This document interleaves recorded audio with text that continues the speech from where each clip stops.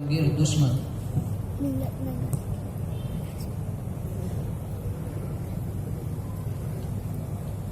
बिस्मिल्लाहिर्रहमानिर्रहीम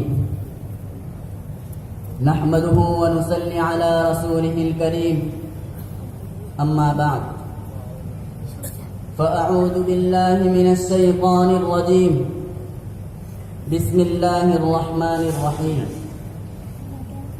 या अय्युहल्लज़ीना आमनू ला तत्तखिज़ुल यहूद वन नसारा औलिया وقال الله تبارك وتعالى في آية أخرى يا أيها الذين آمنوا لا تتخذوا الكافرين أولياء صدق الله العظيم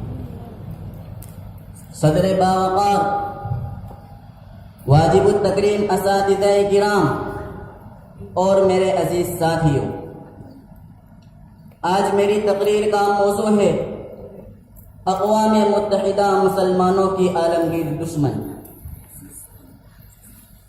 حضرات، آج جب ہم اخبارات کے ان سرخیوں کو پڑھتے ہیں، کتابوں اور رسائل کے اندر ان خبروں کا مطالعہ جب ہم کرتے ہیں، انٹرنیٹ، ٹیلی ویژن اور ریڈیو کے ذریعے ان حقیقتوں کو جب نشر کیا جاتا ہے جن کے ایک ایک اشارے پر انسانیت کے خون سے ہولی کھیلی جا رہی ہے، عورتوں کی چادر عصمت کو تار تار کیا جا رہا ہے، معصوم بچوں اور بے گناہ نوجوانوں کو تلوار کی سنگینیوں اور بندوق کی گولیوں سے بھون دیا جا رہا ہے، خوبصورت سے خوبصورت شہر کو جہنم کی شکل دی جا رہی ہے، کہیں ٹینکوں، توپوں اور ہیلی کاپٹروں سے میزائل بم گرا کر دیہاتوں میں آگ لگائی جا رہی ہے، تو کہیں چچینیا کی بوڑھی عورتوں اور بیواؤں کو گودام میں بند کر کے ان کے اوپر گرینیڈ پھینکا گیا، کہیں کوسوں میں مسلمانوں کے بچوں کو ذبح کر کے جلتی ہانڈی میں ڈال دیا گیا، تو کہیں مسلمانوں کو قتل کر کے آوارہ کتوں کے سامنے پھینک دیا گیا، تو کہیں مسلمانوں کو قتل کرنے کے لیے خونخوار بھیڑیاں آپس میں لڑ پڑے، تو کہیں برما کے مسلمانوں کے ٹکڑے کر کے قیمہ بنایا گیا، تو کہیں الجزائر کے مسلمان مردوں کا گوشت کھانے پر مجبور ہوئے، تو کہیں سری لنکا مسلم عورتوں کا پیٹ چاک کر کے وہاں کے کتے اور بلی کے بچے کو رکھ دیا گیا، تو کہیں بلغاریہ کے مسلمانوں کو نماز روزے کا دھندا ترک کرنے کی دھمکی دے کر ان کی ہزاروں مسائل کو قلم میں تبدیل کر دیا گیا، تو کہیں انڈونیشیائی مسلمانوں کے کان ناک اور انگلیوں کو کاٹ کر گلے کا ہار بنایا گیا۔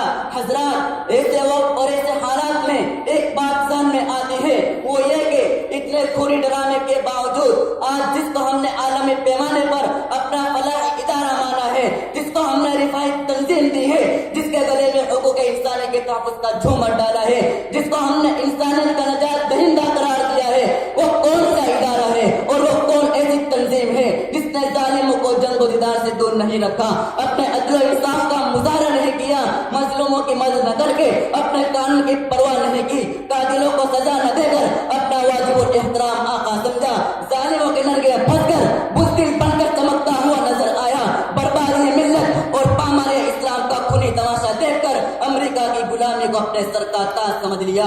تو سن لیجئے، وہ ادارہ اقوام متحدہ ہے جو بظاہر ایک رفاہی تنظیم ہے، لیکن جب ہم گہرائی سے اس کی تاسیس کی بنیادی مقاصد پر نظر ڈالتے ہیں تو یہ بات سامنے آتی ہے کہ فی الوقت وہ اسلام کے تئیں کئی خطرناک اہداف رکھتا ہے۔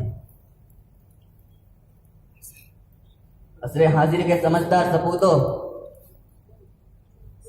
در حقیقت یہ اسلام کے خلاف اور اسلامی ممالک کے خلاف اپنائے جانے والا زبردست ہتھ کنڈا ہے، جو ایک تو دھاری چھری ہے جو بظاہر کاٹنے کے قابل نہیں ہوتی، لیکن کاٹی جانے والی چیز کو سلامت بھی نہیں چھوڑتی، کیونکہ یہی وہ اقوام متحدہ ہے جو تمام مغربی اسلام مخالف گروہوں کی سرپرستی اور تحفظ کا کام انجام دے رہا ہے، جس کا اصل مقصد دنیا میں مسلمانوں کو غلام بنا کر رکھنا اور اسلام کی ترقی کی راہ میں رکاوٹیں کھڑی کرنا ہے۔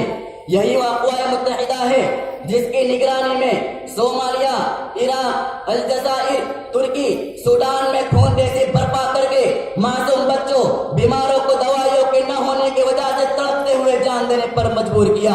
یہی وہ اقوام متحدہ ہے جس کی آڑ میں پوری دنیا کے کفار اسلامی بنیاد پرستی کے بہانے مسلمانوں نشانہ بنا رہے ہیں. یہی وہ اقوام متحدہ ہے جو آج مسلمانوں میں انتشار پیدا کرنے اور مسلمانوں کو آپس میں لڑانے اور وطنی اور لسانی تعصب پیدا کرنے میں پیش ہے. یہی وہ اقوام متحدہ ہے جو اسلام اور علماء اسلام سے مسلم عوام کو بیزار کرنے اور امت مسلمہ کے شیرازے کو منتشر کرنے میں کوشاں ہے. ملت اسلامیہ کے پاسبانوں، یہ جو ظلم و زیادتی مسلمانوں اور مظلوم عراقی مسلمانوں کے ساتھ ہوا، بوسنیا میں انسانیت سوز مظالم کی داستانیں اسی ادارے اور اس کے نمائندوں کے کارکردگی میں دی جاتی رہی ہے. اقوام متحدہ کی نگرانی میں بوسنیائی مسلمانوں کو ایک ہی دن میں 24,000 بے گناہ مسلمانوں کو قتل کر دیا گیا. 870 مساجد کو مسمار کر کے اسمبلی ہاؤس میں تبدیل کر دیا گیا. مسلمانوں کے شرعی عدالتوں پر پابندی عائد کی گئی. مسلمان عورتوں کے پردے پر پابندی عائد کی گئی.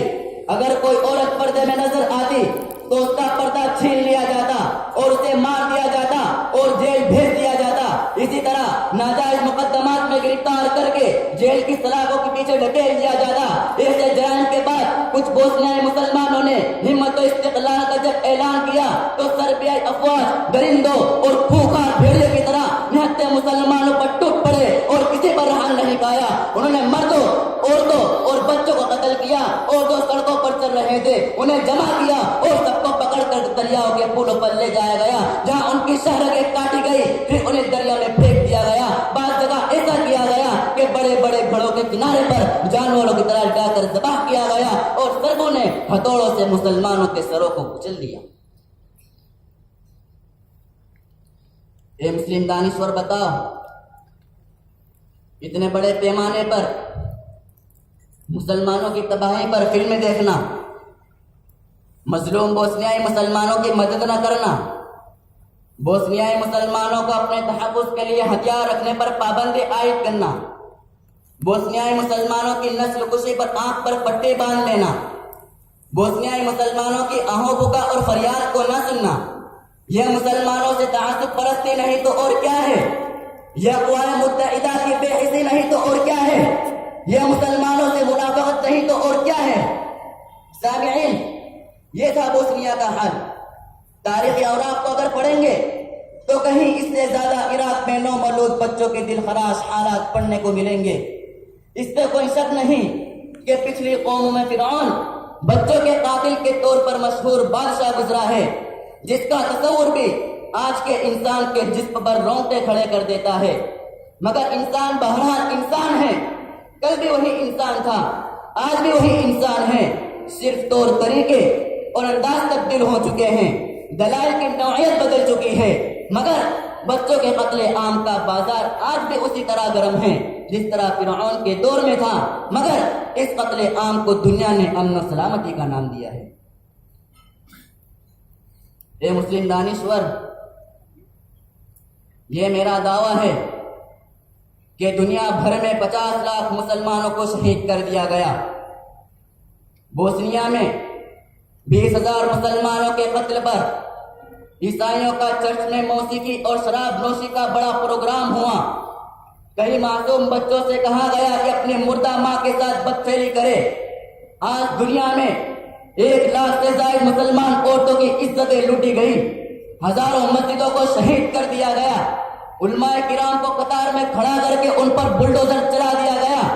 ہزاروں مسلمانوں کی لاشوں کو زندہ جلا دیا گیا. ہزاروں مردوں اور عورتوں کے نازک اعضاء کاٹے گئے. اقوام متحدہ کی نگرانی میں دنیا بھر میں مسلمانوں پر ایسے مظالم ہوئے کہ زمین بھی روئی ہوگی اور آسمان بھی رویا ہوگا. ہم مسلمان کب بیدار ہوں گے؟ کب تک خاموش رہیں گے؟ اگر اب بھی کفر کے خلاف نہ اٹھے تو یاد رکھو دنیا بھر میں ہمارا نام و نشان نہیں ملے گا.